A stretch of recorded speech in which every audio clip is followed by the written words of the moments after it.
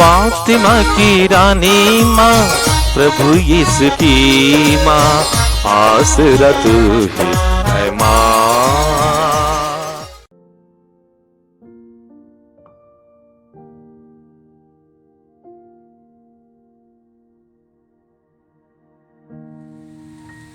पहला पाठ लेवी ग्रंथ अध्याय 13 पद संख्याएं 1 से 2 और 45 से 46 तक।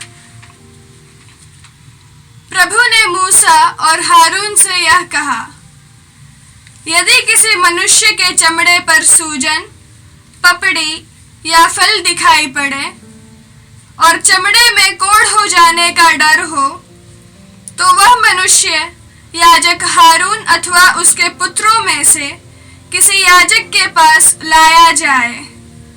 कोढ़ी फटे कपड़े पहन ले, उसके बाल बिखरे हुए हों, वह अपना मुंह ढक कर अशुद्ध अशुद्ध चिल्लाता रहे। वह तब तक अशुद्ध होगा जब तक उसका रोग दूर ना हो। वह अलग रहेगा और शिविर के बाहर निवास करेगा। यह प्रभु की वाणी है। ईश्वर को धन्यवाद। भजन अनुवाक्य। हे प्रभु, तू मेरा आश्रय है, तू मुझे मुक्ति के गीत गाने देता है।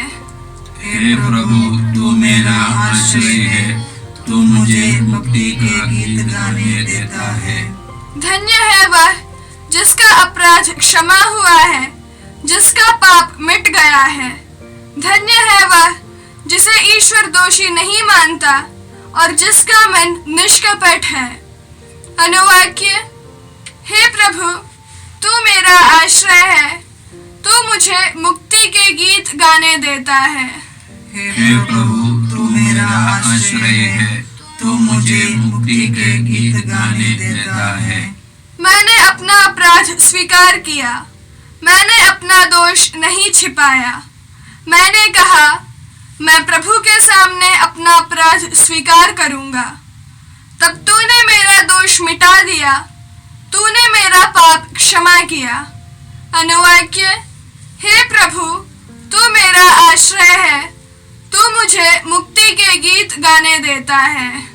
हे प्रभु, तू मेरा आश्रय है, तू मुझे मुक्ति के गीत गाने देता है। हे धर्मियों, प्रभु में आनंद मनाओ। हे प्रभु भक्तों, उल्लसित होकर आनंद के गीत गाओ। अनुवाक्य। हे प्रभु, तू मेरा आश्रय है, तू मुझे मुक्ति के गीत गाने देता है। हे प्रभु, तू मेरा आश्रय है, तू मुझे मुक्ति के गीत गाने देता है। दूसरा पाठ कुरिन्थियों के नाम संत पौलुस का पहला पत्र अध्याय 10 पद संख्याएं 31 से अध्याय 11 पद संख्याएं 1 तक।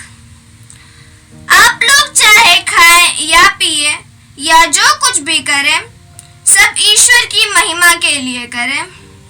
किसी को ठोकर न खिलाएं, न यहूदियों को, न यूनानियों को और न ईश्वर की कलीसिया को। मैं भी अपने हित का नहीं बल्कि दूसरों के हित का ध्यान रखकर सब बातों में सबको प्रसन्न करने का प्रयत्न करता हूँ, जिससे वे मुक्ति प्राप्त कर सके। आप लोग मेरा अनुसरण करें जिस तरह मैं मसीह का अनुसरण करता हूँ। यह प्रभु की वाणी है। ईश्वर को धन्यवाद। जय घोष। Alleluia alleluia. हे प्रभु, बोल, तेरा दास सुन रहा है। तेरे ही शब्दों में अनंत जीवन का संदेश है। अल्लेलुया। प्रभु आप लोगों के साथ हो और आपकी आत्मा के साथ। संत मार्कुस के अनुसार पवित्र सुसमाचार। हे प्रभु, तेरी महिमा हो। अध्याय 1 पद संख्याएं 40 से 45 तक। यह कोढ़ी यीशु के पास आया और घुटने टेककर उनसे गिड़गिड़ाते हुए बोला, आप चाहे तो मुझे शुद्ध कर सकते हैं। यीशु को तरस आया। उन्होंने हाथ बढ़ाकर यह कहते हुए उसका स्पर्श किया, मैं यही चाहता हूँ, शुद्ध हो जाओ। उसी क्षण उसका कोढ़ दूर हुआ और वह शुद्ध हो गया। यीशु ने उसे कड़ी चेतावनी देते हुए तुरंत विदा किया, सावधान, किसी से कुछ ना कहो, जाकर अपने को याजकों को दिखाओ और अपने शुद्धिकरण के लिए मूसा द्वारा निर्धारित भेंट चढ़ाओ, जिससे तुम्हारा स्वास्थ्य लाभ प्रमाणित हो जाए। परंतु वह वहां से विदा होकर चारों ओर खुलकर उसकी चर्चा करने लगा। इससे यीशु के लिए प्रकट रूप से नगरों में जाना असंभव हो गया और वह निर्जन स्थानों में रहने लगे। फिर भी लोग चारों ओर से उनके पास आते थे। यह प्रभु का सुसमाचार है। हे ख्रीस्त, तेरी स्तुति हो। आज का पहला पाठ लेवी ग्रंथ से था। वहां पर एक कोढ़ी के बारे में बताया। एक कोढ़ी समाज से, एक कोढ़ी व्यक्ति को समाज से अलग रहना था। जिस प्रकार के वैज्ञानिक जानकारी हम लोगों को है कोढ़ रोग के बारे में, उतनी जानकारी उस समय के लोगों को नहीं था। इसलिए चमड़े के कई प्रकार के रोगों को वे लोग कोढ़ रोग समझता था। इसलिए यदि एक पुरोहित ने किसी को कोढ़ी घोषित किया तो उसको परिवार से निकाला जाता था, उसको समाज से अलग किया जाता था, उसको किसी भी प्रकार की धर्म सभा में भाग नहीं लेना था। इतना ही नहीं, यदि कोई व्यक्ति एक कोढ़ी के संपर्क में आता तो वह अपवित्र समझा जाता था और ऐसे व्यक्ति को मंदिर में प्रवेश करने के लिए शुद्धिकरण की जरूरत थी।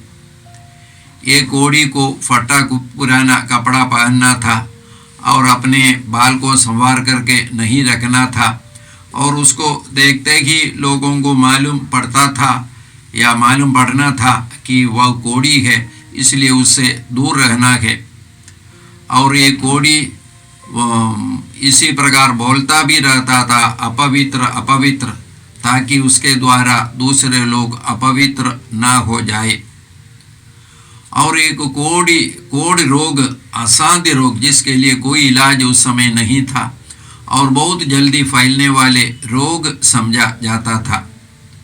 इस प्रकार एक कोढ़ी न केवल शारीरिक रीति से बल्कि मानसिक और आध्यात्मिक रीति से भी एक प्रकार मरा हुआ व्यक्ति था।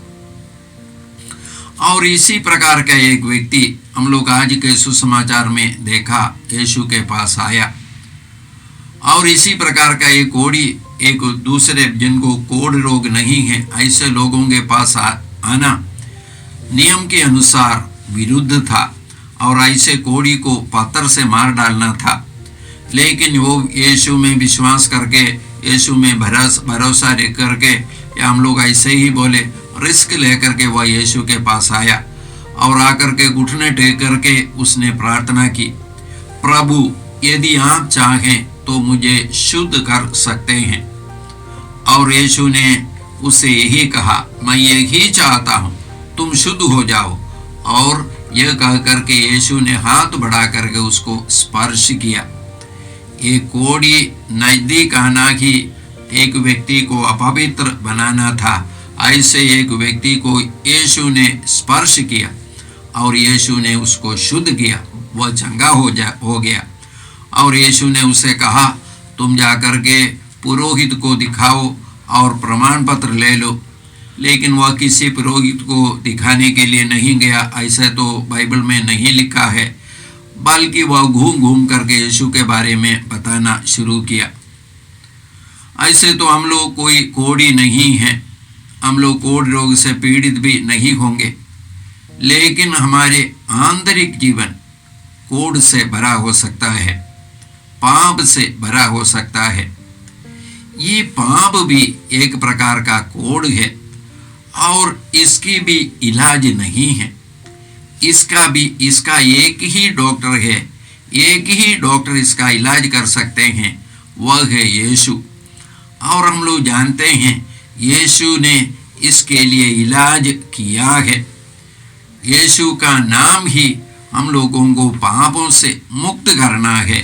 हम लोग संत मत्ती के सुसमाचार के पहले अध्याय के 21वां वाक्य में पढ़ते हैं, देवदूत योसेफ से बोलते हैं, जो माता मरियम जिस बच्चे को जन्म देंगी उसको आप ईसा नाम रखेंगे, क्योंकि वह अपने लोगों को उनके पापों से मुक्त करेगा।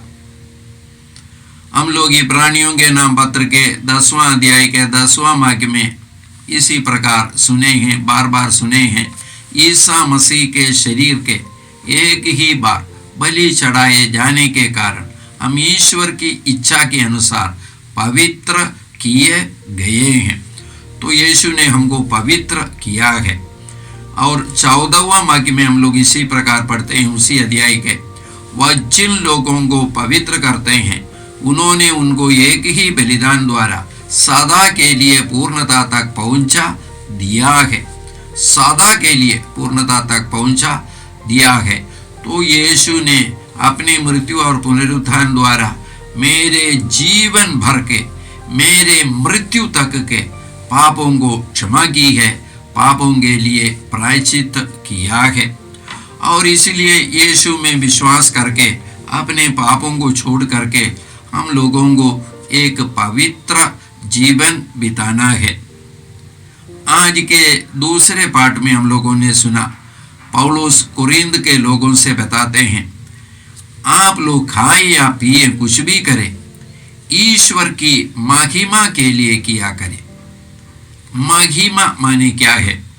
हम लोग कुरिन्थियों के नाम पत्र में ही उसके 6 अध्याय के 19वां और 20वां वाक्य में इसी प्रकार पढ़ते हैं, क्या आप लोग यह नहीं जानते कि आपका शरीर पवित्र आत्मा का मंदिर है, वह आप में निवास करता है, आपको उससे ईश्वर से प्राप्त हुआ है, इसलिए आपको अपने पर अधिकार नहीं है, आप लोग कीमत पर खरीदे गए हैं, इसलिए आप लोग अपने शरीर में ईश्वर की महिमा प्रकट करें, ईश्वर की उपस्थिति प्रकट करें।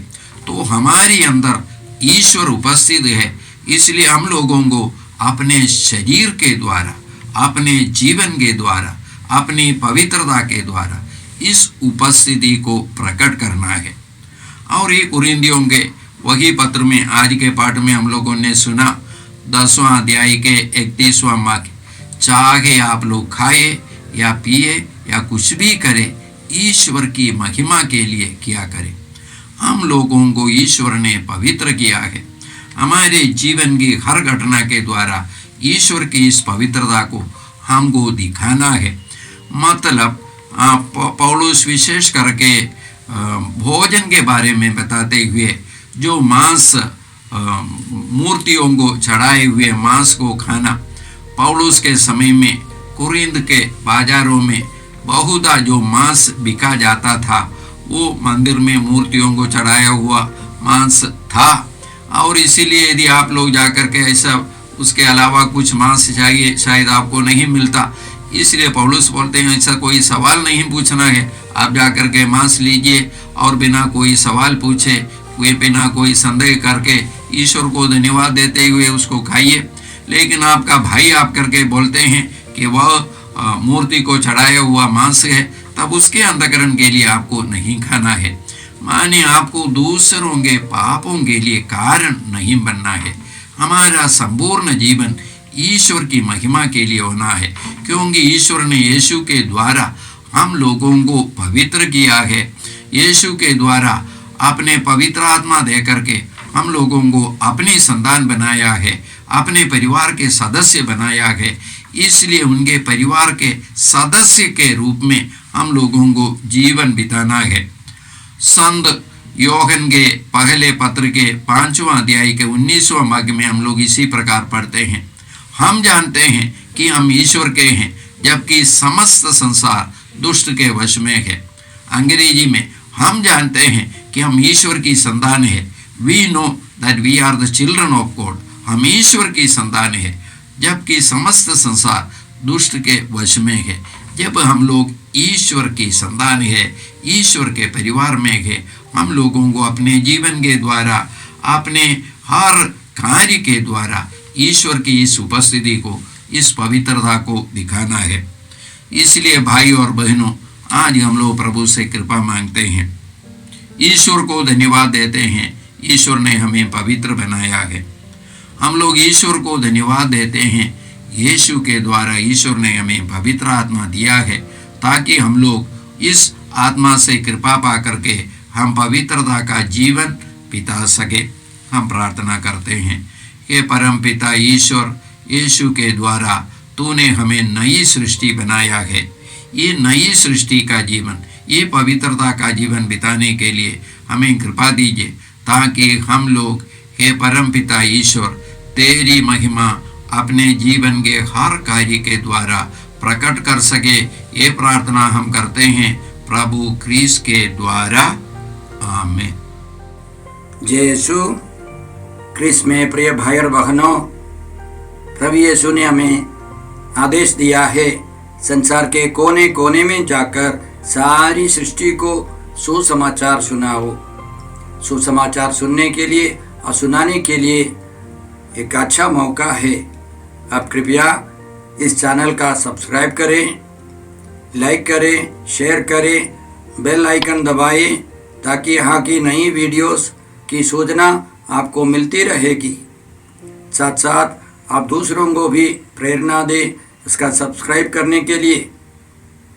याद रखें, कल के मिसा के दैनिक पाठ और उस पर टिप्पणियाँ आज ही दोपहर के बाद हम लोग अपलोड करते हैं। कृपया आज ही उसको सुनकर कल की तैयारी करें। प्रभु यीशु आपको और आपके परिवार को 100 गुनी आशीष देंगे। जय यीशु।